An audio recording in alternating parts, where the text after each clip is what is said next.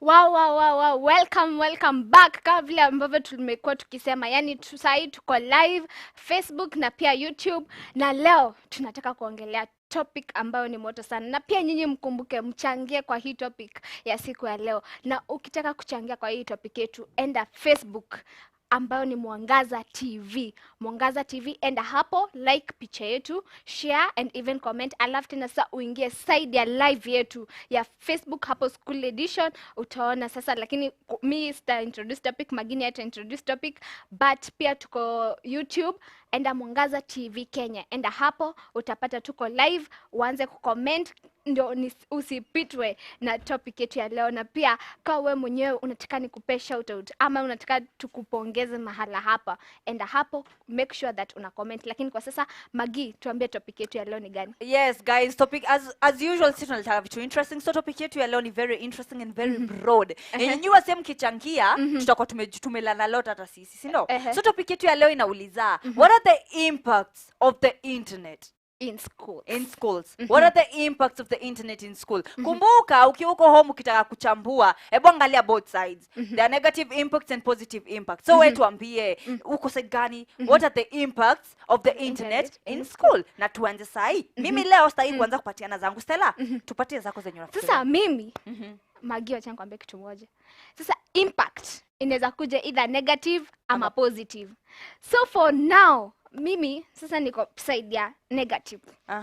Mi leo sasa mimi niko like hapana, internet haiwezi kuwa shule. Sawa. Kwa sababu internet ikiwa shule, as in so many things will happen. Unajua, as in ukiwa shule unakuanga curious kujua nini inaendelea kwa mtandao, kujua what's trending, nini ndo kwa fashion industry, nini unataka kujua gani imetokea kwanza, kwa kila kitu. Hata unataka kujua nini inaendelea, ni kitu gani hiyo imetokea latest. Unaona? Sasa kwa vitu hizo ni imagine uko shule, abu niambie unaweza soma ukiwa na internet, wifi 24/7. Mnakubalisha mnaenda maybe computer lab, sa unatumia hizo computers. Una get? But unajua ukiwa college na university hapo iko sawa, but ukiwa high school hapo inaweza kupotosha kabisa. Unaweza disahau nini ulienda kufanya shule. Una get? So for me, internet in schools, yes, iko na impact na iko na negative na positive. But for me, mimi na stand na negative side. Nasema watu wasiallow kuitumia, as in students wasikuwa allowed kuitumia sana. Okay, on my side, the positive side, unajua Stella, as far as like unasema watataka kujua what's trending, wataka kujua like what's the latest shoe, what is the latest fashion kunayo, ni nini hiyo mpya iko, ni nini Facebook nani amepost ama nani hajapost. Unaona? You know the thing is, ukiangalia shule mingi kuna kwanga na computer classes, you know? Yes. So unapata hazita take time long. Alafu this computer hautumii ukiwa solo, obviously juu kuna wenye maybe utapata mnatumia mkiwa wawili. Alafu the teachers go around nataka mko computer classes.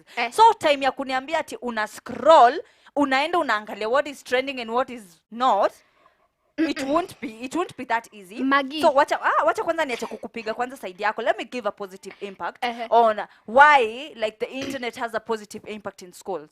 Angalia, let's say like you have an assignment or something, sindo? Mmeambiwa kesho nataka you give me, unilete an AC explain this and this and this. Alafu mwalimu aseme you can use mnezenda computer lab mtumie. Unaona? So it's a great advantage to the students cause maybe there's something hauko unajua yenye the internet itakusaidia uongeze. We know you have books, yeah? You have books. So kuna kitu unaenda usome ukose kwa kitabu, useme ebu acha niende Google ni search, maybe there's something I'll get from here. You see? Listen okay. Magi, umesema ati tukiweza patiwa essays atunaambiwa uende uandike kwa computer. Acha nikuulize kitu moja. Before computers zikuje, kwani tulikuwa watu walikuwa wanatumia nini kuandika? Atuangalie hiyo era. Hapana, tulikuwa kwa hiyo nimekwambia tu uangalie hiyo era. Like walipita hata bila kutumia computers, na ulikuwa unaambiwa andika composition enye haitapitisha 500 words. So wewe mwenyewe ulikuwa una estimate 500 words ni maybe one paragraph na kanusu. Unaniget? So ikiwa hivyo we mwenyewe una balance venye we mwenyewe utaandika. So Maggie, wacha nikwambie kitu moja, is not a must of using computers ati ndio upite. Yani hata hiyo internet tukiwa na walimu hawatakuwa hapo 24/7. Kuna ule mmoja mwenye ataenda, yani ataondoka. Na akiondoka ujue tunasemanga saa zile mwalimu ameondoka na wewe mwenyewe unatawala. So obviously kutakuwa na ile impact yenye itatumika na wewe ukiwa curious. Najua tukiwa shule tunakuanga curious, naona. So ukiwa wewe mwenyewe ukitaka, yani unataka kujua nini inaendelea, nini yani nimesikia hii story, acha niangalie, niliona huyu musician amepost hivi na hivi, acha niende niangalie. So obviously hiyo ndio itakufanya wewe mwenyewe uende yani ukatumia hiyo internet vibaya. So na hiyo ndio italeta yani negative impact in school. Wacha nikwambie kitu. Unaona, as far as what's Sunday road hapo, as far as tunasema like huyu mwanafunzi ataenda angalie, there's something we call self drive, Stella. There's something we call self drive. Huyu mwanafunzi if unajua vizuri sana, you have like umepewa this minimum time. Kuna obviously computer labs mingi za shule zikaangi zikiwa zimefunguliwa because wanajua these students may sneak. So if kuna computer classes 24/7 like haiko ifungwa, lakini hata ikifunguliwa 24/7 kulikuwa na ule mwenye alikuguko ndani obviously. So hawezi niambia ati every time Stella umeamka umekimbia computer lab, umeamka umekimbia computer lab, umeamka umekimbia computer lab. Unapatanga like there is this person mwenye atakuja and every time anaangalia huyu student nini anakujaga kufanya computer lab. Unaona? Alafu there is this thing tunaita kwa search history. If wewe ni mwanafunzi maybe mwerevu, sisemi mko mnafanya hivi. If wewe ni mwanafunzi mwerevu, ukienda kwa search history, si kuna wenye who delete or anything. No. Lakini hebu angalia, this is a school computer. So obviously utapata kuna mwenye anaimonitor. You see? Kuna mwenye anaimonitor. Na ukiingia hiyo lab ukika kwa hiyo kiti, huyu msee alijua Stella wa 3 West ndo alikaa pale.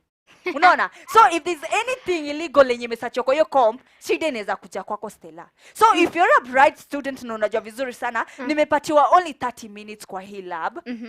Na hizo 30 minutes nastahili ni submit maybe EAC yangu ama nastahili ni submit notes zangu by saa 8 na nimepatiwa 30 minutes, sitaenda kusearch Stella. Sitaenda kukaa hapo nikisearchingi nani ameimba hii, nani alivaa nguo gani jana, kulikuwa na event gani jana. You see, nitatumia hizi 30 minutes zangu vizuri niseme, juni 30 minutes na hii comp sime peke yangu natumia. Let me use these 30 minutes wisely. So I'm saying this to we student mwenye, maybe unaona by the way Stella hapo ako na point, sikatai ako na point. Lakini if unajua vizuri sana what umeende huko shule, na if unajua vizuri sana unasema submit whatever una submit, tumia hizo 30 minutes. Au ni mbona unaenda kuwatch movie? Maggie goja. Acha nikwambie, hata ukituambia ati uwezi enda kuwatch movie, we'll still watch. Hata tuko tuna watch by the way. Juu students for one, goja. Students are different. Na mimi that's why mimi niko in a negative side. Sasa sikiza vizuri sana vile nasema Maggie. One, kama computer lab ziko open 24/7 na ujua azikwangi na restrictions, waambie wangu like usifanye hivi ama usiende computer lab. If uko free unaweza enda ufanye kenye unataka, bora tu we mwenyewe like kuna zile websites zingine zenye zilikuwa zinafungwa na get, but kama kuna unajua si shule zote zinaweza kuwa na hiyo protocol. So for you ukiwa hapo maybe shule yenu iko na wifi 24/7 na nyia mule zangu. Wewe mwenyewe unaendanga kufanya nini shule temenye uko kwa computer lab? For Maggie anasema like okay, ati mtu hawezi enda kuwatch movie. Ati hiyo ni self drive. Wacha kwambie.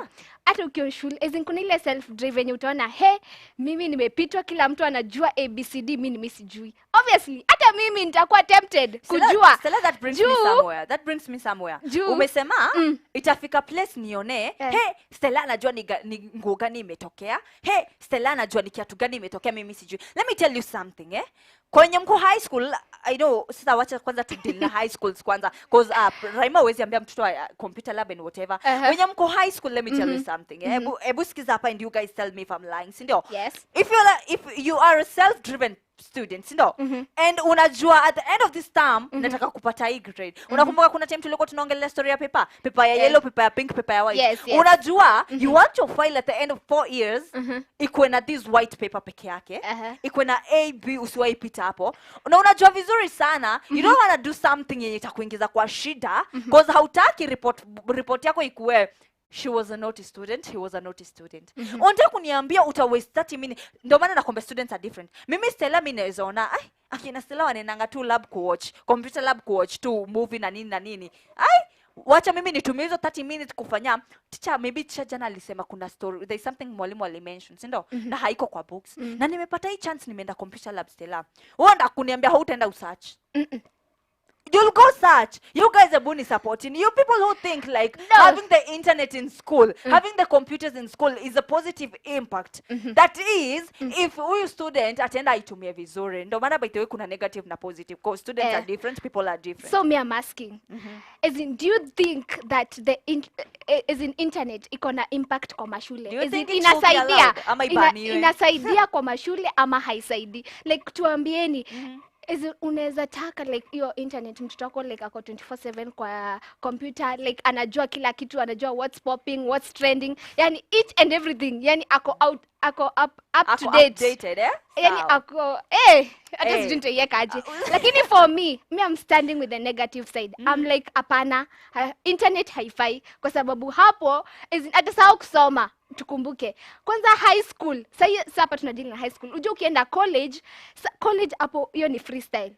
Let me say it, it's true. College ni freestyle. So hapo ni ile level lenye, na university hapo ni ile level lenye unajijua wewe mwenyewe, you know what you've come to school to do. Yani unajidrive, hata kama hujijui utajijua. Kole na uni life inakuanga yako. Kwa class bora usikose kufanya so ukiwa high school, ukiwa hapo, tuambie yani impact. Hata wazazi wetu mnaomba tu mchangia kwa hii topic. Hii impact ya internet inasaidia aje? Juu kwetu, wacha nikwambie, sisi tuko tunaenda tunatumia yani kama tumepewa hiyo opportunity ya kwenda kwa lab, kama ni hiyo movie tuko nayo USB drive, unaona, unaenda una connect, una watch kila kitu yenye ulikuwa umeweka, unakumbuka. Na sasa walimu si ati yes ako, but hata jua nini iko ndani ya hiyo drive, unaona. So ukienda uweke watch vitu zako, like hata kuuliza. Juu anaweza kuja uweke kitu ingine mzuri, maybe ulikuwa watch Bible story, ama maybe uone like unataka kusoma, unaona. So hapo ndio ilikuwa inatekiwa kama a disadvantage. But for me, I'm standing with the negative side. Nasema no, wacha kwanza wamalize kusoma, then mtu akienda college ama university, ama ukienda home, you can use the internet, kwa sababu hapo mzazi atakuwa ameka limits za kuitumia, na atakuwa akijua mtoto wangu anaonanga hii na hii, mtoto wangu akitumia internet anafanyanga ABC. So this is what we're gonna do, guys. Fanya hivi, you're there at home, sindo? Ama maybe mko shule na mwalimu wenu wako hapo, sindo? Na kuna vile unaweza ambia mwalimu, hebu tu comment kwa hii. Fanya hivi, SMS number yetu ni 22914, Facebook page yetu which we are live of course ni Mwangaza TV, and our YouTube page which of course we are also live is Mwangaza TV Kenya. Go there, leave a comment on PA. Do you think it's advisable or do you think it's a positive or a negative impact kukuwa na internet shule, yani the computers and everything? Sasa mimi nataka hivi, tulienda kutembelea an audiologist, mwenye who deal na stories za masikio and everything. If you have an ear problem, unaweza enda maybe utreatiwe. If unajua ni wale wenye mamako anashinanga, wewe usikiagi, wewe ndo iguaka. Sasa sikiza hii, ujue ama you have a problem with your ears, ama ni kichwa ngumu unakuwaga nayo. So we visited an audiologist site za Upper Hill. So you guys enjoy this clip. You'll learn a lot. You can take notes. You can take their number. Na ujue you need to go for a check-up, Aliniambia every 6 months. Stella, nimekuibia. Every 6 months? Nimekuibia. After kufanywa nini masikio? Unaenda kuangaliwa juu labda ndo mama yako anakuambia, Stella hausikiangi. Aniambiangi hivyo. Sasa ndo nasema. So you guys, enjoy this clip and we'll be right back. Na tukirudi we'll explain a little bit. Sindo? Producer, director, take it away.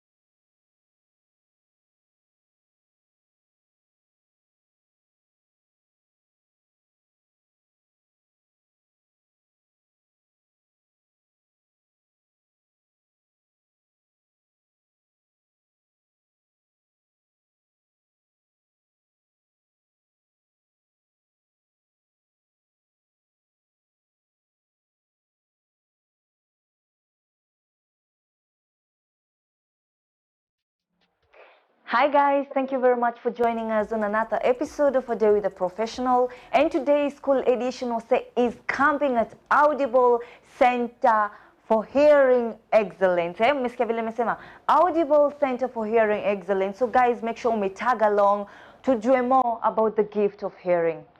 Don't miss out.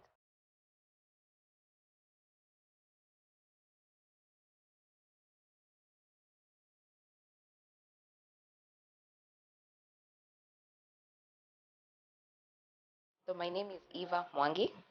I am the senior audiologist for Audible Center for Hearing Excellence, which is powered by Starkey. I mainly in charge of education and training department. That means I make sure that my team is well versed with hearing loss, the process for testing, and also our products. I also make sure our patients live here happy.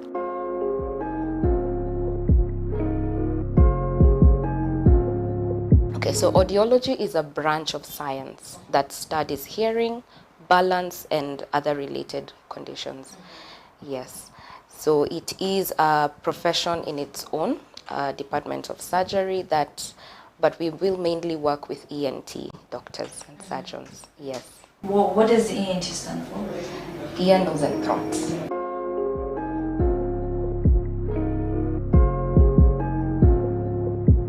Okay, so to become an audiologist, it is a postgraduate degree course. Mainly would take 4 years, and you would need to have a background in medicine or communication discipline. So you'd need to have a pre-undergrad in either medicine or communication, and then now do a postgraduate course to study audiology.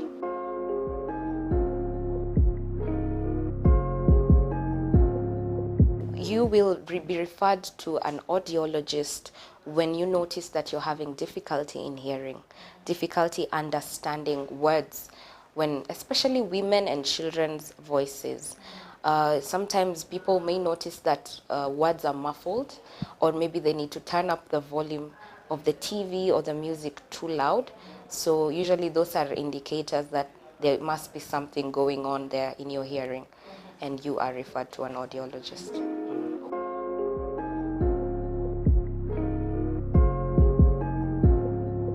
So a basic consultation would begin from us making an appointment. The receptionist would do that, and we would have patient registration. We would have also to obtain consent for the audiologist to be able to perform the tests. Usually nothing invasive should go on, but we definitely need to prep the person coming in on what to expect. We will then take a detailed history, and this history would involve us knowing when was the onset of the hearing problem, is there any medical or surgical history, any history of ear infections, any family history of hearing loss, because we do know that there are some conditions which are definitely related to hearing loss. And then once we have that detailed history, we do the first test, which we call the video otoscopy. So the video otoscopy would be able to show us how the external ear looks like, the ear canal, the eardrum, and the pinna. If there's any obvious sign of infection or foreign body or impacted works, at that point we refer to an ENT doctor. We always let the ENT doctors deal with the medical and surgical bit of the ear. Then once, if we find that there's nothing that is obviously needing a referral, then we proceed with the second test. So the second test, we check the middle ear. The middle ear is where we have the little bones, and we have it's an air-filled cavity. So mostly if there's an infection going on, there's fluid, we would be able to see and detect that through that middle ear test. Then once we find that is clear and there's no need to refer to an ENT, we proceed with the third test, which is now the hearing assessment. The different strategies we use depending on the age of the person we are testing to conduct the hearing test. So with the hearing test, we are basically looking at what is the softest sound that you're able to perceive. We call that the hearing threshold. Once we get that, we are able now to discuss and come up with a conclusion on exactly how is the hearing of that person. So it doesn't end there. Once we get to know the results, we have a room we call the impact room. This is basically where we give all the education that somebody walking in would want to know on the effects of hearing loss. And then we keep them there playing a short video for about 2-3 minutes. Then now we call them into our counseling room. We discuss the results. And if we do find that there's a hearing problem, we discuss the solutions that we have available. We tend to call them solutions because they're hearing aids. There's still a lot of stigma in our continent and at large in regards to people wearing hearing aids, but they're basically just solutions for better hearing, and that's what we try to advocate. You know, we're selling better hearing. We need to be able to give that gift of better hearing, because what hearing loss does, it cuts you off from the community. You're always in the dark. You don't know what people are laughing about. You're not able to communicate with your family. So we tend to be able to gift people, you know, with that ability to be able to communicate with their loved ones. Yeah, so that's what happens. We make sure that everybody walking in leaves here being able to understand how their hearing is and what is the solution to prevent it from becoming further bad, and even just providing a solution as they walk out.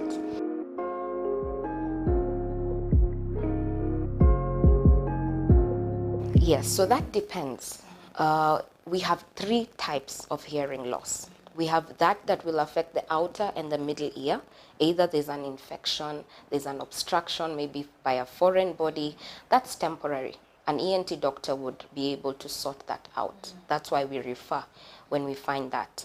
Then we have we have that type that affects the inner ear, where the hearing nerve is and the sounds getting transmitted to the brain. So that tends to be permanent.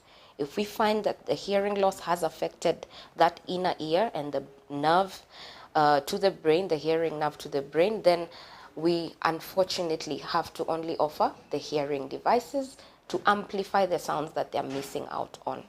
We have a third type which would involve both conductive and the sensory neural, meaning that there's an infection and probably it has extended to affect the nerve. So that would need both the ENT and the audiology review to be able to treat the infection and rehabilitate and give a hearing aid.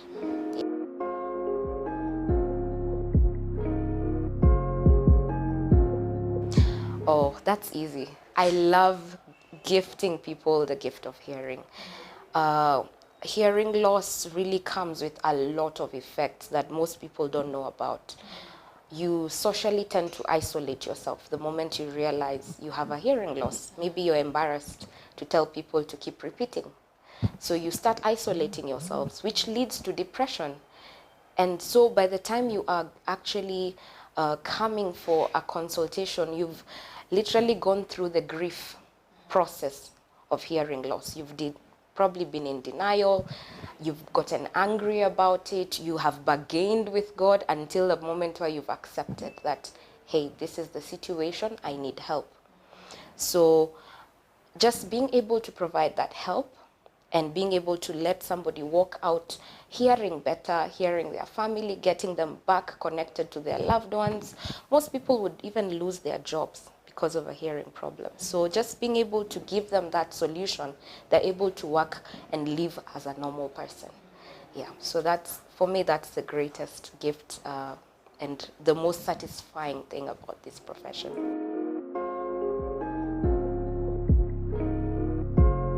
So the most challenging bit is when we get some patients, especially children, who lose their hearing completely.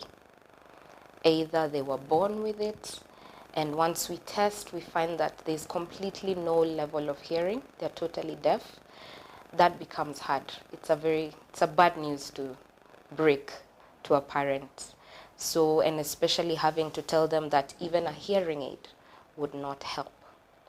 So that tends to be the lowest moments for us, where we're not able to provide that solution. Thank God that now we have cochlear implants, so we are quickly being able to identify. If we're able to identify it quick enough before 5 years, then they're able to receive the surgical management and probably, you know, connect them to one of the doctors who do the cochlear implants, the ENT doctors. So, but that always gets to be a low moment, you know, just not being, you know, being able to tell them, hey, yes, they've had that they're hearing aids, but telling them that, I'm sorry, it will not work in this case, it's a low moment. Yes.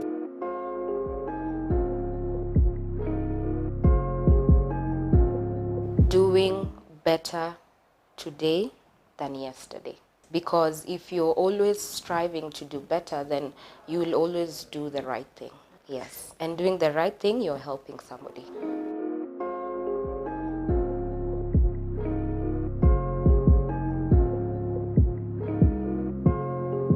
I have many words to say, but I'm going to say it. Right now, WHO statistics are showing that we have about 600 million people with disabling hearing loss. And that is a huge number compared to the number of hearing care professionals we have in Africa, in Kenya. We definitely need more people to join us, join hands, study, and help us to fight this stigma, help us to create more awareness, and even treat the hearing loss. Because everybody deserves a chance to hear. Yes.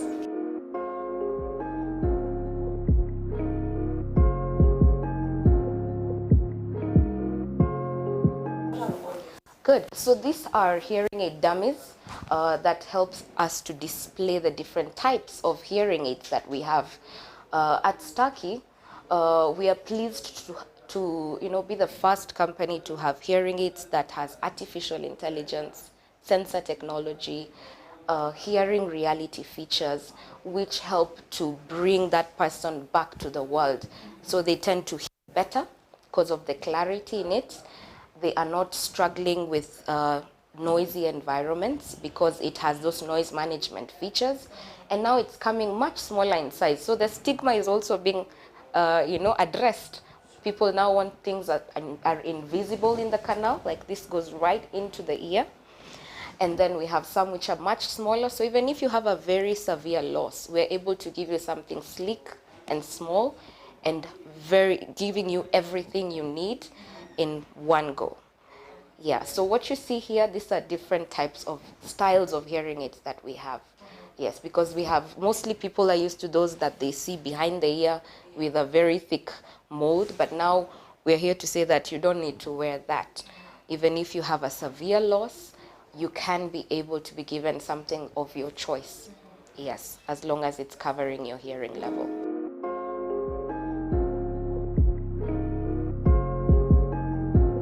We have mild, moderate, severe, and profound levels. So once we do the hearing assessment, we are able to determine what is the level of hearing. If it is a mild loss, then we give you the options that you can wear. Maybe you can wear an invisible in the canal. You can wear one that is completely into the canal, or just something that is still small but going behind the ear. So we give you the options and styles depending on your level of hearing. Yes, we also have different technology levels. Our hearing devices have as low as a 10-channel programmable hearing aid and as high as a 24-channel. And basically what we mean is that if you have a mild loss, we have a technology level for you. You have a moderate loss, you get a different technology. You have a very severe loss and you need much more amplification and clarity, we give you the higher technology. Yes. So once we do the assessment, that's the bit that we need to now cancel and discuss all the options we have available for you based on the need. Yes.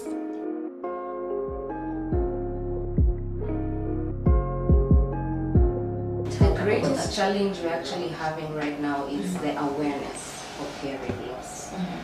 And I'm really happy for this opportunity because we get to talk about it. Hearing loss affects people of all the ages, from newborns who would be born with it, or probably get it from jaundice or from meningitis very early at birth, then to middle-aged people who are now more exposed to noise, because our environment is now loud. Our matatus are loud. We love loud music. So that's noise exposure, which leads to a permanent hearing loss called noise-induced hearing loss. And then it goes on and on to old age, where by now the hearing nerve starts to weaken, and we call that presbycusis. So nowadays we see hearing loss affecting everyone. Everyone. It could be acquired, or it could be congenital, where they're born with it. But it is affecting everyone. Yes. So we have ways that we can help to prevent some of these things. And we're looking at least having your hearing checked every year. And if you are exposed to noisy environments, either you're working in a noisy environment, you're working at a call center where you're always speaking calls 8 hours a day, or you're just maybe had some history of ear infections or meningitis or severe malaria, you need to get your ears checked every 6 months in that case. Yeah, and newborns right now, we get blood tests done to our babies before they leave to see whether there's risk of diabetes, there's risk of jaundice, but we don't do hearing screening on them to see whether they are actually hearing. So we do have even those neonatal screening programs and hearing screening that can be done to a baby as early as 4 weeks old. Yes. And that goes on through the rest of our lives. Why? Because hearing loss, unfortunately, it's a silent disability. You don't get to know that you have a hearing loss until it's quite severe. But if you get yourself checked every year or every 6 months, then we get to always be on track on how your hearing level is. So that even gives you some sense of security, you know how your full body is, and also including your ears.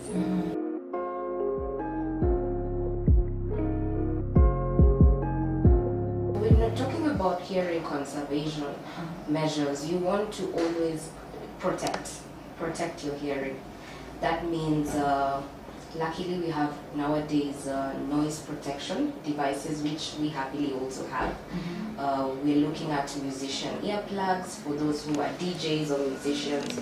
We're looking at noise protection for those who are shooters and are exposed to such kind of noises. And we have also just for those who are in noisy factories. So having, if you are at risk of such exposure, at least have the noise protection. We also just advocate social, withdrawal from very loud noises. This could be in form of music, could be in form of loud matatus. What our ears can actually accommodate is only up to 85 decibels. So if our conversation here is about 60, you can see 85 decibels is not so far off.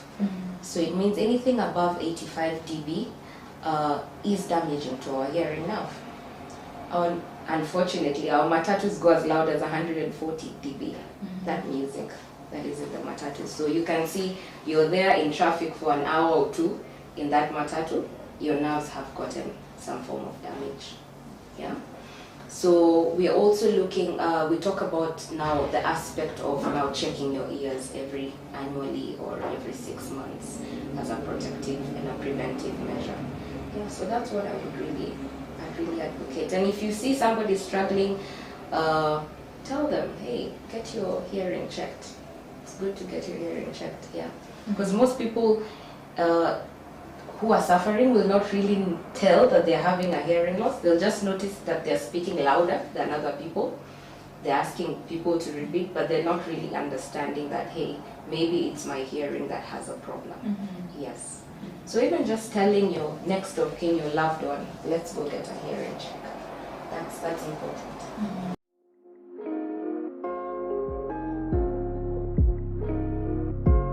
Good. So you are much welcome. We are located in Upper Hill along Mara Road. The building is called Kenya Medical Association Building, and we are on the ground floor. Our working hours are 8 to 4 p.m. Monday to Friday.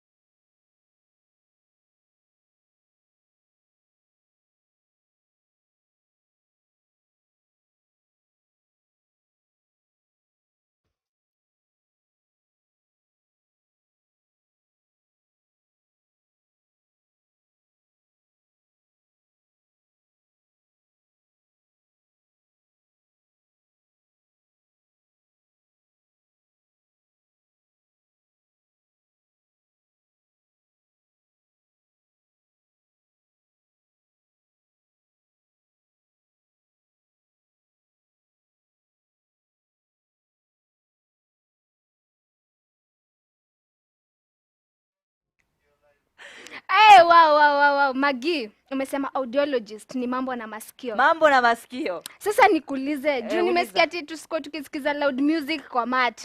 Na unajua ukiingia madri, huwezi sema like okay, ati punguza volume. Sasa mtu anaweza fanya nini? We, mimi wacha nikwambie kitu fulani.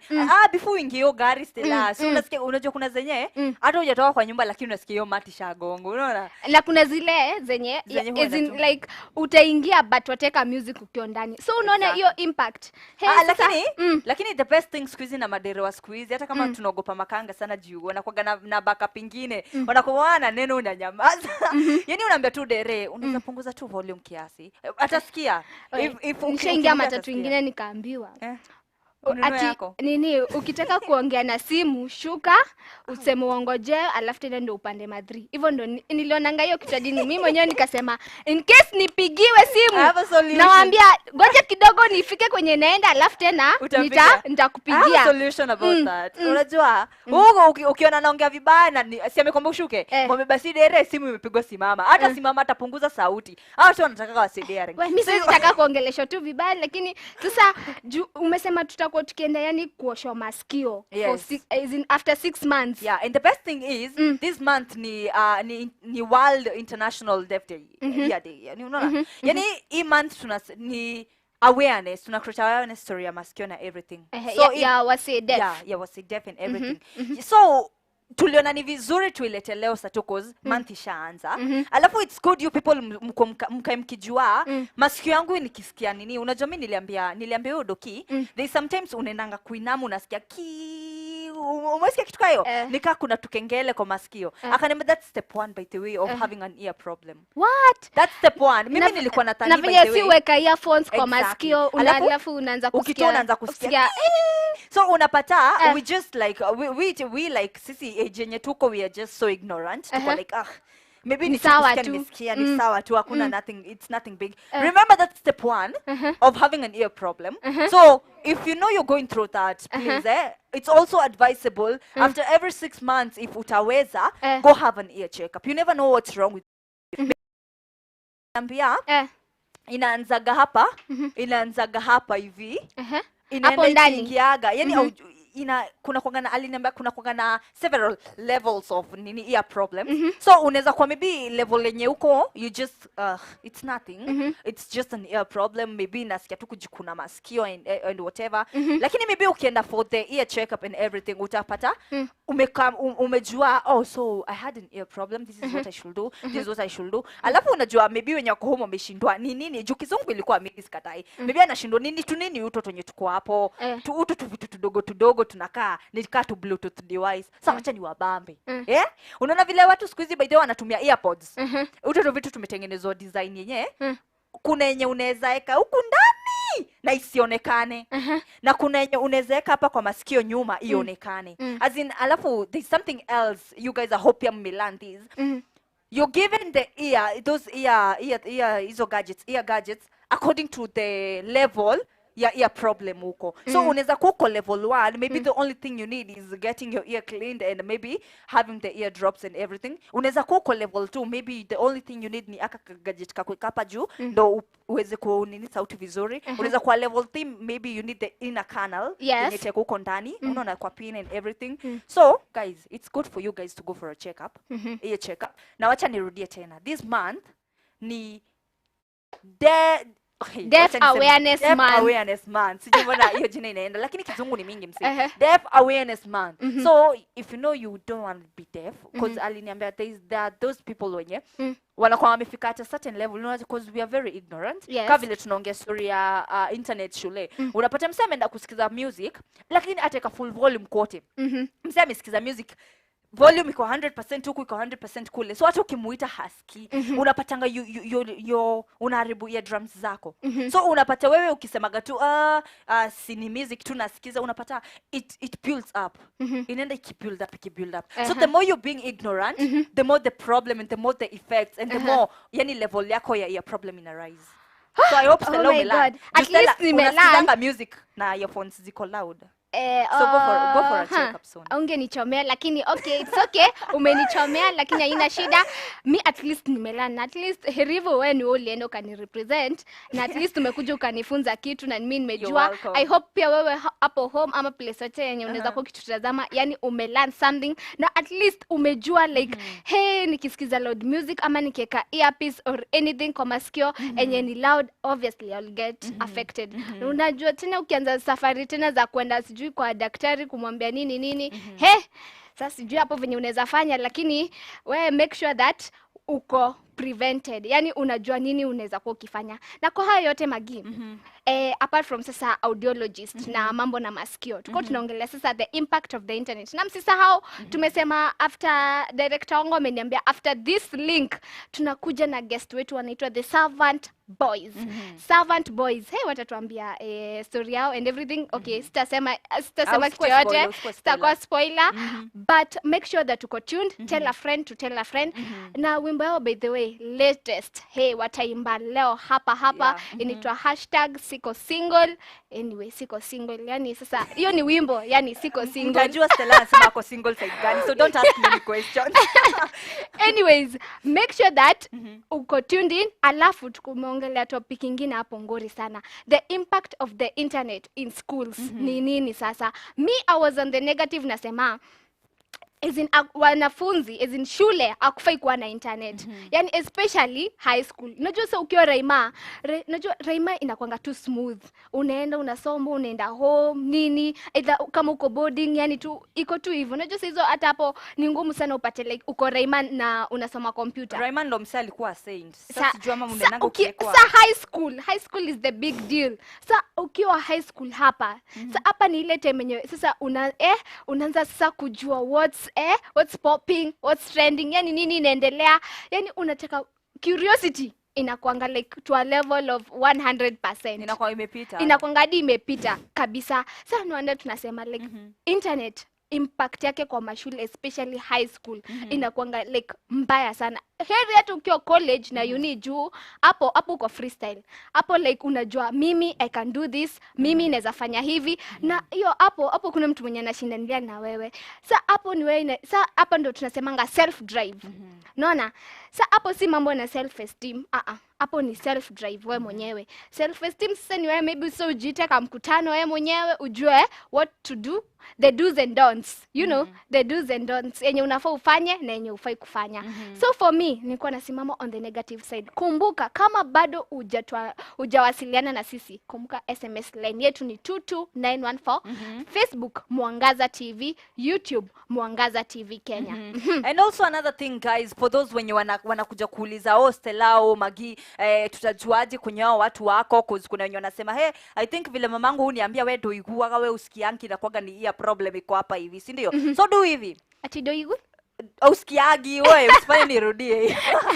So unaona fanya hivi, enda side yetu ya YouTube ama side yetu ya Facebook, which is Mwangaza TV side ya Facebook, Mwangaza TV Kenya side ya YouTube. Listen to that audio, not audio, sorry. Listen to that clip. Then ukisikiza hiyo clip wamepeana namba yao hapo na pia wamepeana kwenye unaweza watoa kwa social media platforms. Unaona? Ukienda hapo utajua penye utawapata, wayuko mbali wako tu hapa hill. Lakini ukiongea nao, you make sure you book an appointment. That's the easiest thing, you know. Now let me get back to our theme of today about impacts of the internet kwa shule, si ndio? Hebu angalia hapa Stella. You've said something about ikifika story ya self esteem hapo mtu ataka chini ajiongelele, si ndio? Ukai chini ujiteka mkutano, hivyo ndio tulikuwa tunaambiwa. Make sure umejiteka mkutano wewe na wewe, me and you mjua vile mtafanya story ya shule. There's also something called self discipline, Stella.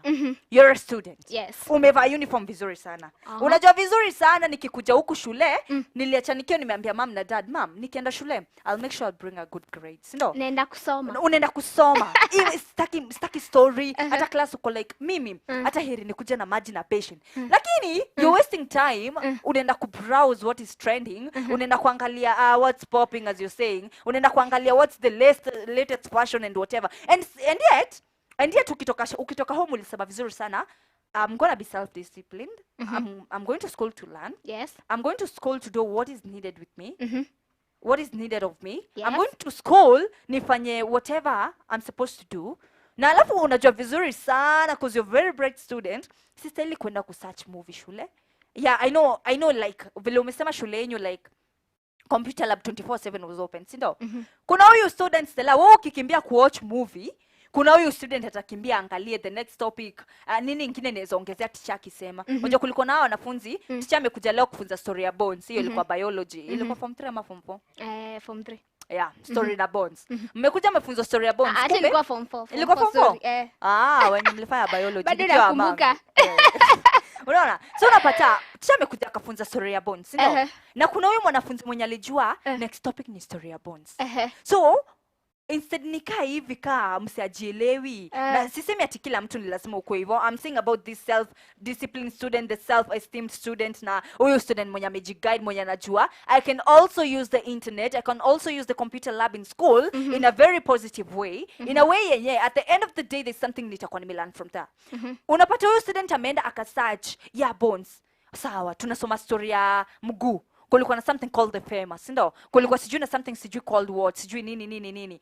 Unapata unaona katini uko like, wait, so if this is what happens, if this is what is going on in the bones and everything, hivi ndo kuna style kuende. Ama hii na hii ndo inastahili ikue. So hivi ndo kuna kuanga. Unapata hata ikiwa ni time ya lessons chame kuja amesema, today we are going to talk about skull ya kichwa maybe. Unapata unajua parts zote hata before teacher akuja seme. So hata teacher akikuja kufunza class, yeye ni kuexplain and explain. Unaona? Yeye ni kuexplain and explain. So you're like, okay, I missed this point kwa internet. So wacha niongeze hii point. Ukisikia teacher amesema point na maybe there's an extra point unaweza add, wewe ni ule mwanafunzi uko like, excuse teacher, there's a point I want to add. That's also a very positive impact. So if you're a self-disciplined student, if you have a very good esteem, if unajua wazazi wako hawachunagi pesa hivi kama nini kwa mti ya maembe, if unajua vizuri sasa kuchimba wanachimbanga pesa kawaru, you'll go to school and do what is needed of you, si ndio? Yes. Thank you very much. Stella, your negative side. I'm done with my positive side. Mimi negative yangu side ni ile tu. Venye tu nimesema, make sure that as in hakuna haja ya kuweka internet kwa high school. Like for what reason? I would just support your answer. Mimi na support yangu hivi. Like hakuna haja ya kuweka yani hizo wacha zikuwe but websites zingine zikuwe zimefichwa. Let me ask you this. What is the main reason as to why umeona having the internet and having the computers in school is a very negative impact? What is the main reason? Yani ile main yenye Stella hata nikiweza kuja nikuletea positive points zangu zote hapa na vitabu. Stella nikuletea hapa Google nikuonyeshe this is what Google is doing in school and everything. Niambie ile reason yenye unaweza nipiga nayo uone nikinyamaza. Hata support side ya positive tena. I'll go to the negative side. You will come to my side. If you give me a strong point. And you guys, you'll come to my side. Fanyeni hivi guys. Stella point yenye anasema ni point yenye ita support the negative side kamili. And if Stella Stella itashinda, nitaruka hiyo side. Niulize mbona, because atakuwa na strong point. So fanyeni hivi, kimbieni side ya 22914, yeah? Support the positive side if you want us to win. 22914 endo drop a comment yako na tuambie unatuachia ukiwa wapi. Kimbia side ya Facebook which is Mwangaza TV, like that picture. We're also live. Leave a comment of yours. Kimbia side ya YouTube. Ngoja Maggie. Wacha nikwambie kitu moja, you leta addiction. Naona? Addiction side gani? Addiction ya unataka every time kuwa hapo ukitumia yani hiyo internet. Na kila time unataka kushinda computer lab. You know. So hiyo addiction enye as in jua venye umeenda siku ya kwanza ukafanya hii hukuulizwa, umeenda siku ya pili ukaangalia kitu kingine hukuulizwa, umeenda siku ya tatu ukaangalia the same thing na hukuulizwa. So hiyo ita lead to addiction ya kushindanga yani uko tu hapo. As in hata time yenye uko free kabla uko ukifanya kitu kingine, we kazi ya akili yako na mindset yako inapiga wapi? Computer lab na kwenda kutumia internet. So hiyo ita lead to addiction. Alafu tena it leads to mind yako, you'll never grow your mind kwa sababu one thing utakuwa ukitegemea tu internet. Na si ati unaenda hapo kusoma vitu zenye zinakusaidia, hapana. Unaenda hapo maybe you watch movie, usikize music, but wewe hapo hutaenda kujibenefit na kusoma. Unani get? So wewe kazi yako tu itakuwa like unaangalia tu vitu zenye like hazina maana. Yani ujui ni nini zitakuletea kwa life yako. Una get? So for now, junajua tunataka kwenda break. Tunaenda break lakini tukirudi tunarudi na guest wetu wanaitwa the Servant Boys. And there's something I want to tell these guys. Tukirudi break tutakuwa tuna mainly focus on the guest. Yes. Sasa team yetu ya leo wase ilikuwa you're a student hapo, si ndio? Hebu saka chini ujianalyze uko like wait. Am I the self-disciplined student ama am I the non-self-disciplined student? Mimi ni yule student mwenye anajua Kenya anafanya ama mimi ni yule mwenye nenda kukalisha mwalimu akinini akipata pesa zake? Ask yourself that question. Na ukijiuliza, make sure umetuambia. Sasa from today unaona uko side gani? Uko side yenye kama mko na computer lab 24/7 ka shule akina Stella, utakuwa unaenda kuocha akina Kundalimbagia na kumkumbagia huko. Ama utakuwa unaenda kusearch stories za nini? So do hivi. Guys, we're going on a break. But don't forget our SMS number is 22914. Facebook page is Mwangaza TV and our YouTube page is Mwangaza TV Kenya. See you after this top of the hour break.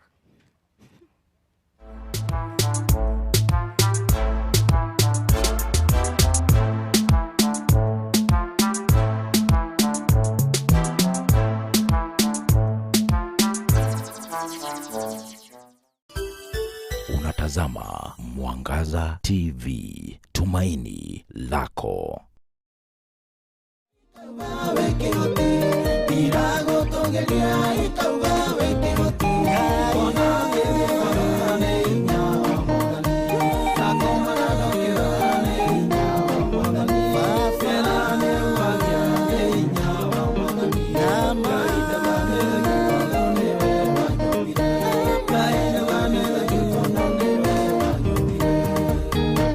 Kwa majina ni Richman Kamwele.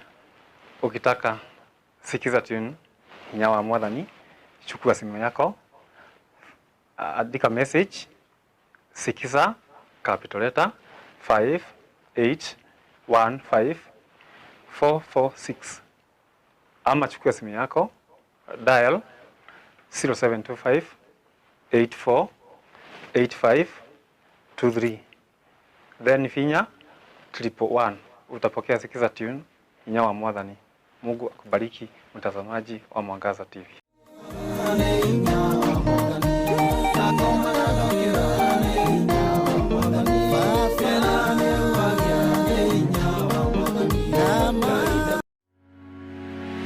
Je, unatafuta shule ya kujiunga nayo hasa baada ya kumaliza kidato cha 4?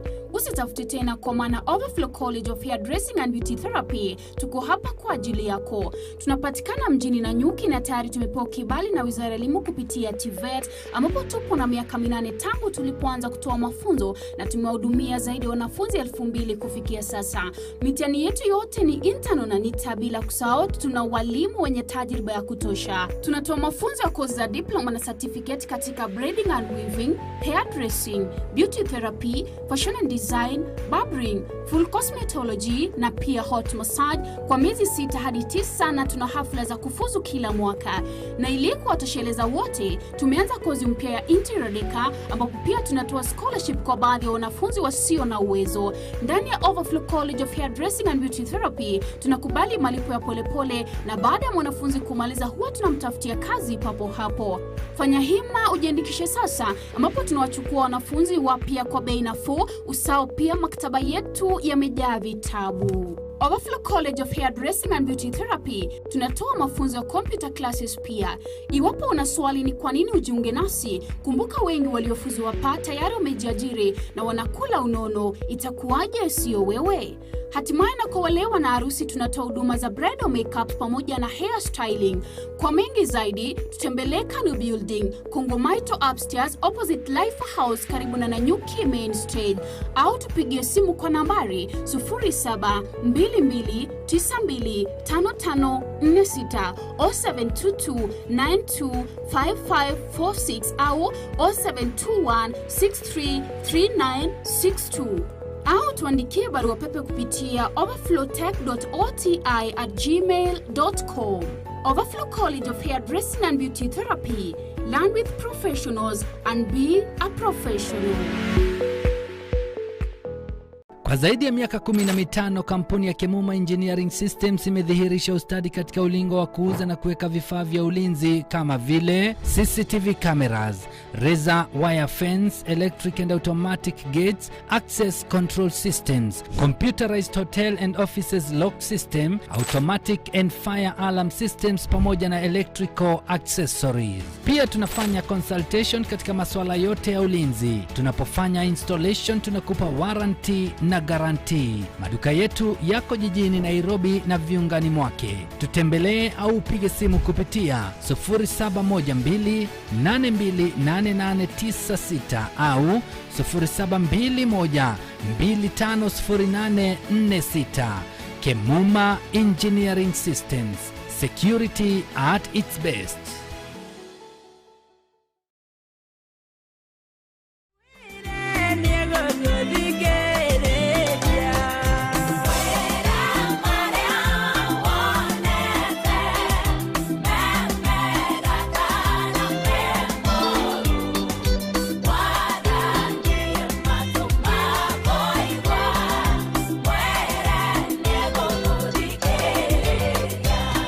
Kwa majina naitwa Jerry Karorida. Mimi ndio nimekuibia hii wimbo. Ukitaka huu wimbo uwe skiza tune yako, andika jina skiza na capital letter, uspace, uandike 7186097 7186097, utume kwa 811 na Mungu atakubariki.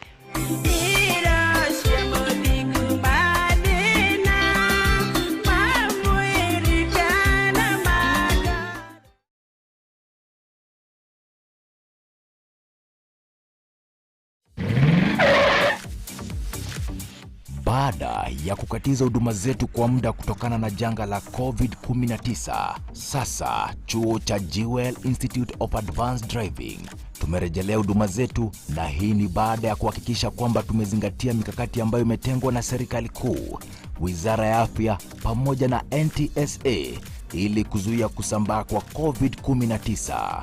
Hapa tunatumia mtaala mpya wa NTSA na tunafunza vitengo vyote vya udereva kuanzia Class A ambapo unafunzwa kuendesha pikipiki na tuktuk, Class B ambazo ni gari ndogo, Class C hizi ni gari za kubebea mizigo, na Class D ambazo ni gari za kubebea abiria. Wakufunzi wetu ni wenye tajriba ya juu na wamehitimu hivi kwamba wanahakikisha umewajibika na utaweza kutumia barabara za kisasa. Zaidi ya hayo, hapa tuna magari mengi ya kufanyia practicals na hivyo kuhakikisha kila mwanafunzi amepata fursa ya kutosha. Malipo yetu ni nafuu na unapomaliza kozi ya udereva tunakushughulikia hadi unapopata leseni ya kisasa, yani digital driving license. Jisajili leo upate 20% discount. Tutembelee katika jumba la Jewel Complex, Roysambu, orofa ya 5. Simu ni 0703 164 003 0703 164 003.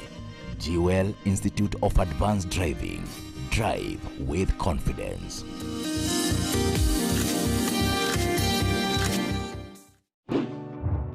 Unatafuta vyombo vya muziki? Nam, usitafute tena. Smart Search Limited ni suluhu lako. Tuna vyombo vya muziki aina zote: power mixers, speaker cables, microphone cables, amplifiers, drum sets, condenser microphones, speakers, keyboards, microphones aina zote, guitars na accessories zingine nyingi. Kwa habari zaidi tupigie simu kupitia 0720 046 100 au 0739 046 100. Smart Search Limited, your trusted sound partner. Unatazama Mwangaza TV, tumaini lako.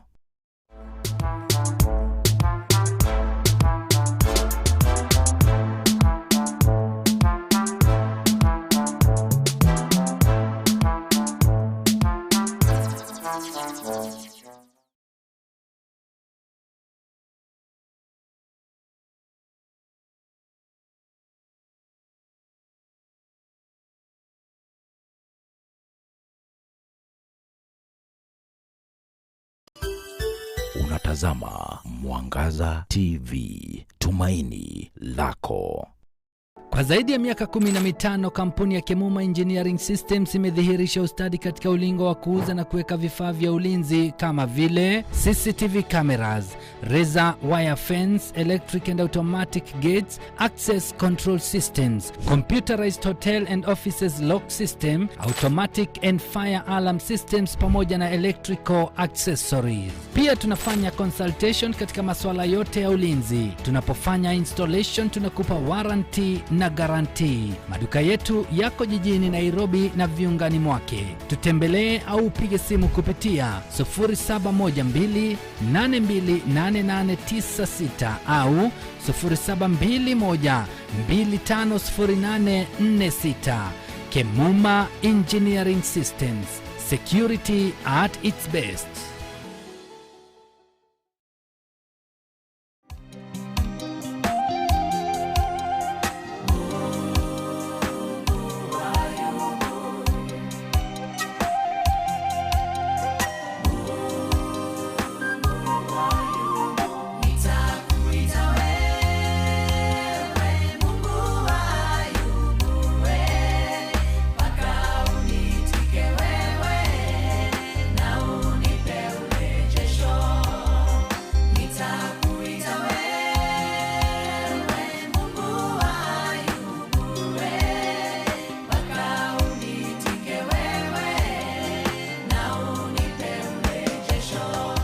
Hujambo mtazamaji, kwa majina ni Margaret Jine.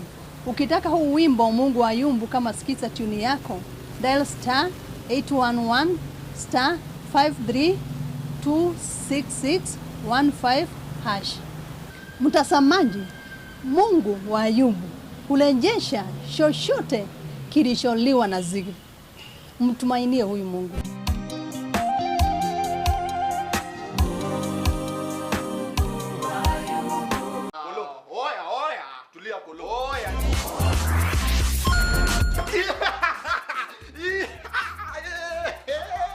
Twende Buddha. Sawa Buddha. Yesterday, choose one. Twende fada.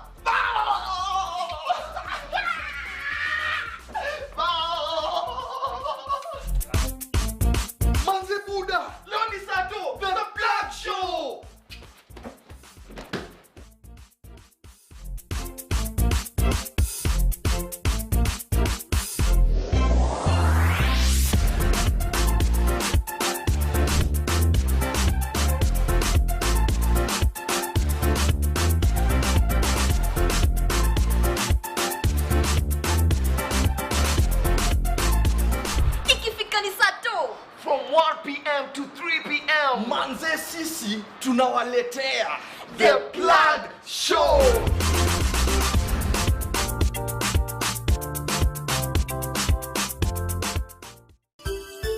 Unatazama Mwangaza TV, tumaini lako.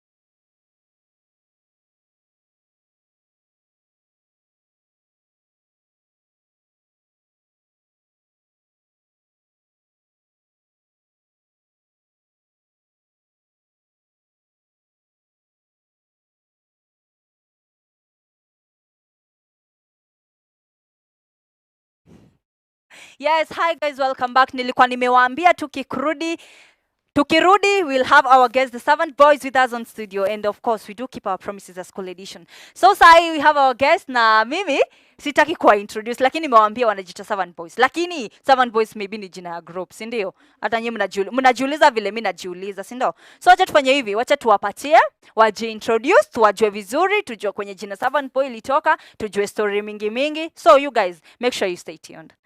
So thank you very much for joining us. Thank you for having us. Yeah, you're welcome. So tutafanya hivi, tuanza na introduction, will start from this side, then that side ndo tuwaje kusema Servant Boys. Do you know sana sema.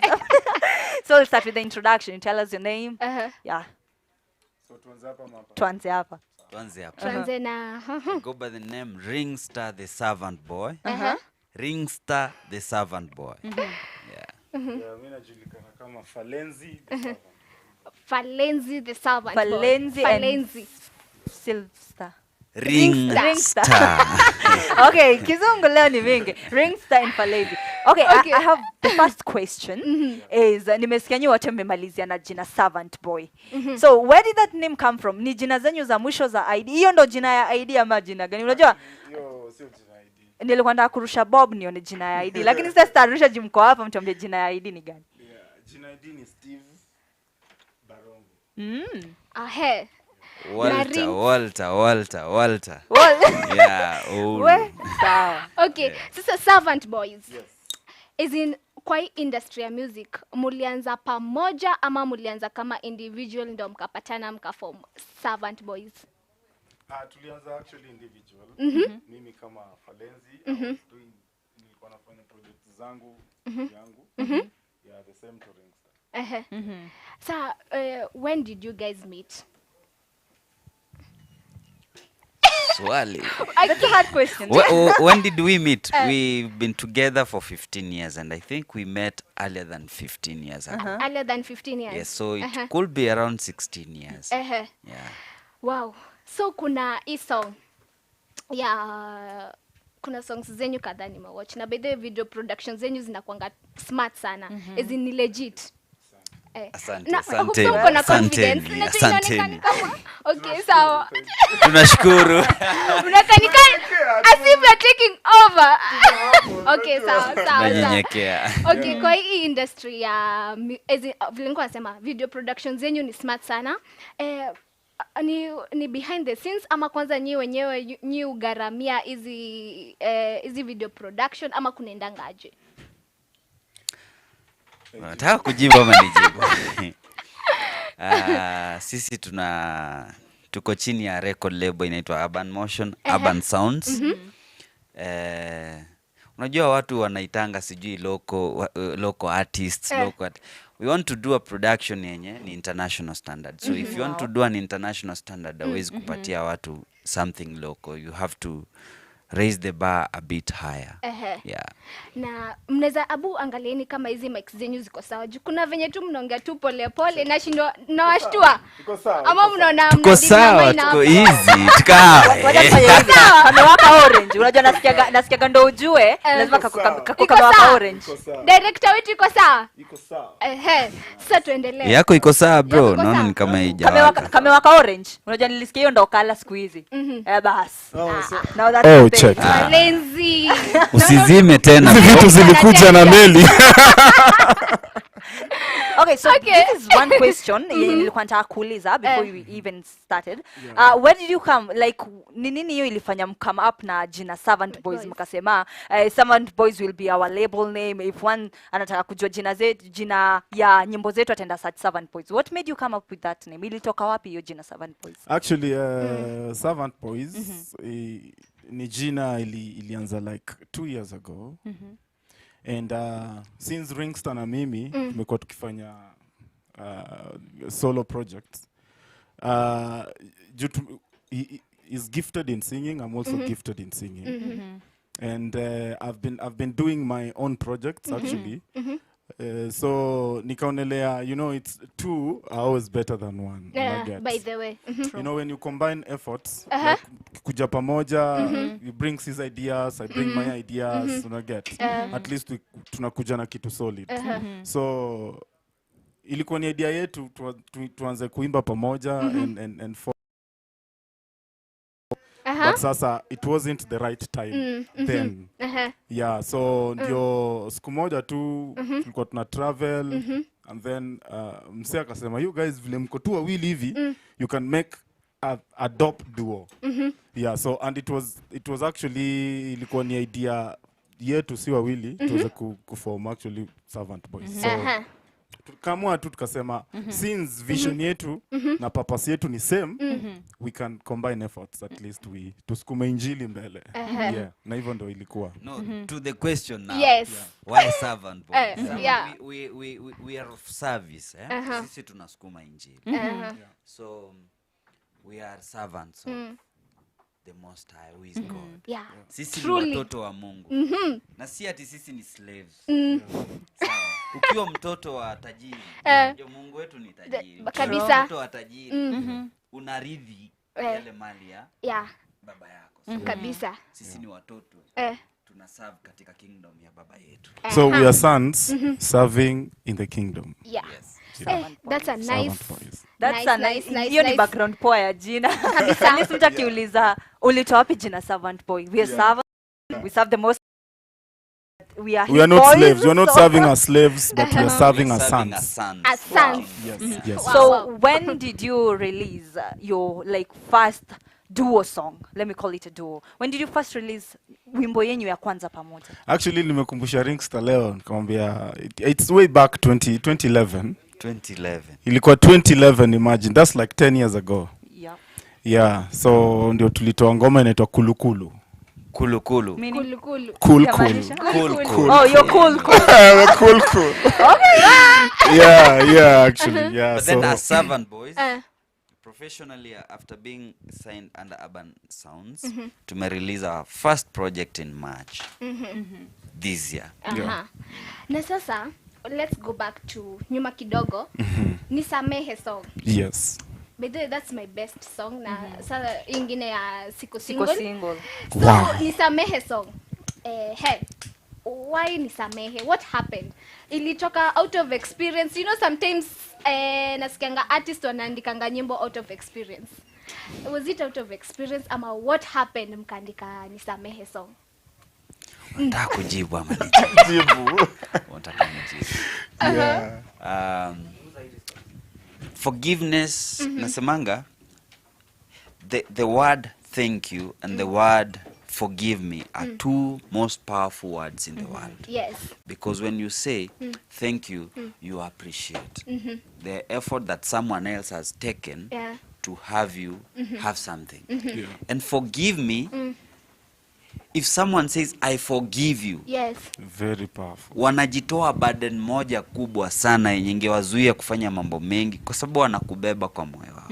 So tumekuwa katika hali ya COVID, watu wamekuwa laid off, watu wamekuwa na machungu mengi. Unakuta mtu amebeba mtu katika katika moyo wake sana. So we thought it's the right time that we preach injili ya forgiveness. Kama mimi nimekwaza ndugu yangu huyu, tunakwazana sana on a daily basis. Yuko sana sana. Lakini kwa kumwambia ndugu, jana tulikuwa ruzana. Pole bwana. Nisamehe nilikukosea, tuendelee na kazi. Unaona? So unapata pia mina ule uzito nilikuwa nayo kwa moyo wangu by the inner forgiveness that's with you. Yes. And then sasa ndo unaweza kusamehea huyo mtu mwingine. Kweli. So kwanza inaanzanga na wewe binafsi. Sasa ndo tunaambianga tunakuwa authentic. In short, you being authentic of yourself na unajua what is in the do's and don'ts of yourself. Sawa, acha tutoke kwa nisamehe. #Siko Single. So the newest jam, the newest song in town. Yes. Collab yenu na David Wanda. What was it all about? Actually, kuget David Wanda ilikuwa ni ngumu. Because najua is a big brand na ni msee ako na project zake, ako na management yake watu nyona. So Wanda has been a real friend like to us and a brother also to us. I hope he's watching. He's watching actually. Alisema ilikuwa tukuje naye but because alikuwa na show place fulani akasema hizi come but next time tutakuja naye. Make sure mmemleta. So tulikuwa tumepanga meetings mob naye zika bounce but akatuambia majamaa msijali, God akifungua mlango ni hivyo. Siku moja tu mambo itakuwa fiti. So one day tukiwa harakati tu za kazi zetu, he called and it was really a blessing to us. Akakuja, akakam studio and then that's how Siko Single ilitoka. Yes. But vile alikaa mimi sikuwa ni ring stand alikuwa na yeye. Nataka kuongea sana. Mlichoraje mkakaa hivi? Mko like wacha tuite hii wimbo Niko Single.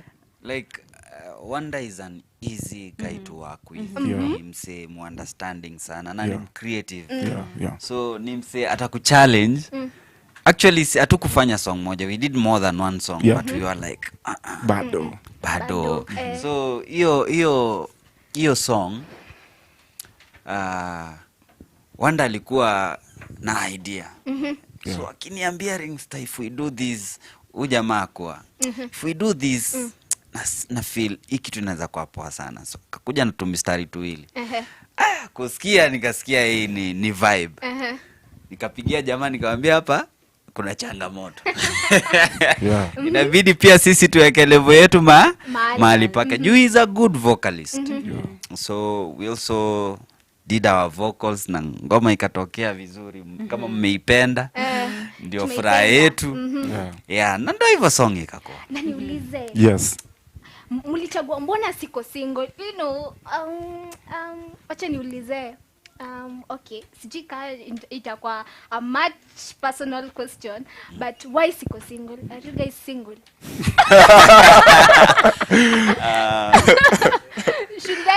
As in, what happened? Ni mlikumbuka mtu mmoja maybe aliachwa or anything or ama kateso ama why siko single? Siko single simply inamaanisha siko peke yangu. Niko na Yesu. That's what kwa song tunasema siko single niko na Yesu. Yeah. So ni katika utatu. You don't walk alone. The scripture says you don't walk alone.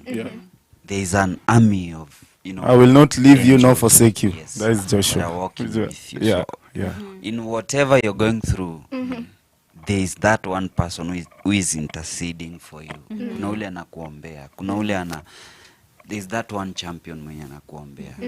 There is a God who is walking with you. Yes. Yeah. True, wow. Alafu we know like in everything, in every career, like you guys are artists. Kuna kwagana the challenges that you guys go through, ama the challenges that you went through before you mkwesa the servants boys when mko sahi. What are those challenges zenye mli face ndo mfike mahali mko? Jibu. Unataka nijibu. Changamoto ni nyingi. Huwezi kusema hata leo president wa Kenya hawezi kusema kupitia changamoto ndio akuje kwa rais. So changamoto ziko from creating to publishing and giving you that content. Changamoto ni nyingi. Kunakuwa na msukosuko hapa pale, lakini hatuwezi kusema kwamba changamoto zinatuzuia kufanya kazi. When the most valuable mineral in the world ni diamond, and it has to go through the highest amount of temperature for it to be formed. Unaelewa? So when you go through challenges, zinakufanya unakuwa mtu ambayo unakuwa too strong. Yes. So changamoto ziko, hatuwezi kutaja moja ama mbili ama tatu, ziko, lakini ndo zinatufanya tufanye kazi kwa bidii. Bible nasema count it joy when you go through what? Challenges. Wow. Okay. Hata tunaambia the roots of something good, you must bear those fruits. Ukionaga mambo yako imenyooka, ukionaga mambo yako iko tu nywe, unajiuliza swali. Kuna kasoro, kuna shida mahali. Okay, so tukitoka pande ya challenges, umesema challenges ni mingi sikatai. Alafu challenges hakuna vile zitafanya like you as servant boys mseme, tumeface challenge so atutoi wimbo, tumeface challenge so atutandike hizo lyrics. What is that word in the Bible, or what is that quote, or what is that thing that makes you as servant boys mseme, this is not the end, we have to do something about this? Okay, you see, two can never walk together unless they agree. True. Yes. So mimi na Ringstar kwa pamoja, sio, it's not coincidental. Ni kitu tulikuwa tunajua vision yetu ni gani, purpose yetu kwa hii life ni gani. So hiyo vision na purpose ndio inatuweka pamoja. We are married together. We are married together because of that one vision. What is this one vision? Reaching out to those people, reaching out to them with the word of God. Through music. Which is our ministry. Na ikajiform ikaleta servant boys. Yeah, by the way we didn't force. Watu wengine kuna wase force vitu zi happen. Una force to issue. Una force. I work lakini una force. Mimi na Ringstar tujai force anything completely. You jileta tu. Yani vile alikuja Nairobi, vile mimi nilikuja Nairobi. Ni God's plan. Ni God's plan. Na hiyo I think ndio imetuweka pamoja. Na niulize, mshaenda place watu wanasema you look alike. Jamani tuwezi fanana. Hata mimi siwezi kwenda kufanana. Mimi niliona similarity. Alafu kwa hiyo picha yenye niliona najua ulikuwa umeka blonde hair. Sasa I was like okay, kuna somehow wanafanana but maybe hiyo time ulikuwa umepaka makeup. Ni picha, pia unajua picha ina Ule sasa tumpake rangi kidogo. Yaonekane. Hii rangi iko sawa. Hii rangi iko sawa. hii rangi ni ya pesa. Ni melanin. Bro. Anatupeanga kazi ngumu kumpaka makeup wakati wa shoot. Sana. So siwezi penda kufanana naye. Anyways, alafu parting shot. Falenzi na Ringster. Okay, sasa kwa platforms zenyu ni the same ama tu ni zote platforms zenyu ni Servant Boys? Naweza sema niko na personal account on social media. And my personal account ni Falenzi on all digital platforms. Facebook, Instagram, Twitter, Falenzi. Yeah, na tuko na Servant Boys kama page. Yeah, inajulikana Servant Boys across all digital platforms. Ringster. Tuambie sasa wewe yako. Yangu ni Ringster. Ring ya ring na nyota kama imeshikana. Kenya across all social media platforms. Lakini tunaomba wana Mwangaza TV ingia pale kwa digital platforms kutoka YouTube, Deezer, ni gani hii hapa? Hii hapa. Deezer, YouTube, kila mahali, Spotify, to follow kama Servant Boys, stream our content. Na hivyo ndio ministry yetu itaweza ikafikia na wengine. Kabisa. Wow. Yeah. So we have this audience mwenye ako pale home anasema naweza taka kuanza my music career ama maybe I have a friend mwenye najua we can be a duo without forcing issues. Naweza unaweza tuambia just wewe uambie advice moja na Falenzi ambe moja then tuanze na nani? Anza tu. Oje tuanze na Falenzi. Yeah, something good every day lazima kuna process. So kama uko pale home na unatamani maybe kuform group ama unataka kuanza kuimba, my advice to you naweza sema don't give up, kitu ya kwanza, and just know that Mungu ndiye anapeana talanta na Mungu ndiye anakuza talanta.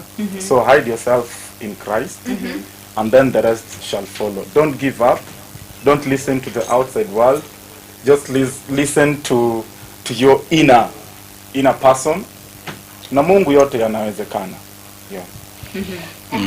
Sawa. The scripture says in Proverbs 29:11, it's dangerous. It's very dangerous to think about what people say about you. To think what? About what people say about you. But if you have God, you are safe. Unaelewa? So kama unafanya kazi, kama nimekuja pamoja nifanye kazi na Falenzi, watu wataongea, watu watasema mambo mengi, mtaachana, mta break up nini na nini. Don't listen to them. Focus na hivyo vizuizi vyote Mungu ndiye atakuondolea, utafanikiwa. Wow. Ni interview hata ningeifanya kwa 2 hours kwa sababu ni so interesting. But mmetu bless tu sana. Na saiju hiyo song yenyu ya Siko Single ndio mmeweza kuilaunch. Ilitoka ni jana. 10 am. Okay. Sasa nataka mtaimba leo hapa kwa Mwangaza TV, si ndio? Na hata sisi tutasema hata sisi tuko single, tuko na Yesu.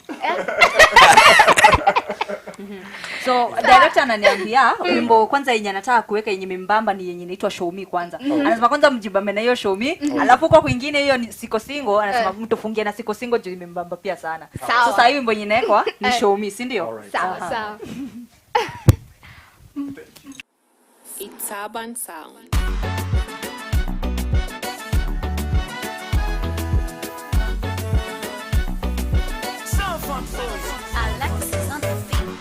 From the first day I met you, moyo wangu likupenda, nilihisi mapenzi. Oh na. From From the first day I had you, sikutaka kusema, umekuwa wangu mwenzi. Daily, daily, you taught me how to love. Daily, daily, Baba nakupenda. For your love, show me love. For your love, show them love. Show me, show me, show me, show me. Baba vile unanipendaga. Show me, show me, show me, show me. Mimi sitaki kwenda kwa mwingine. Show me, show me, show me, show me. Baba vile unanipendaga. Show me, show me, show me, show me. Mimi sitaki kwenda kwa mwingine. Alitembea juu ya maji, akawashangaza washikaji. Aliwalisha kwa samaki, mpaka wakabaki na mabaki. Nitakupenda toka Monday to Sunday, Monday to Sunday, each and every day. Sifa zako zipande, zipande, zipande. Nitakupenda toka Monday to Sunday, Monday to Sunday, each and every day. Sifa zako zipande, zipande, zipande. For your loving, show me love. For your loving, show them love. Show me, show me, show me, show me. Baba vile unanipendaga. Show me, show me, show me, show me. Mimi sitaki kwenda kwa mwingine. Show me, show me, show me, show me. Baba vile unanipendaga. Show me, show me, show me, show me. Mimi sitaki kwenda kwa mwingine. Nitakupenda toka Monday to Sunday, Monday to Sunday, each and every day. Sifa zako zipande, zipande, zipande. Nitakupenda toka Monday to Sunday, Monday to Sunday.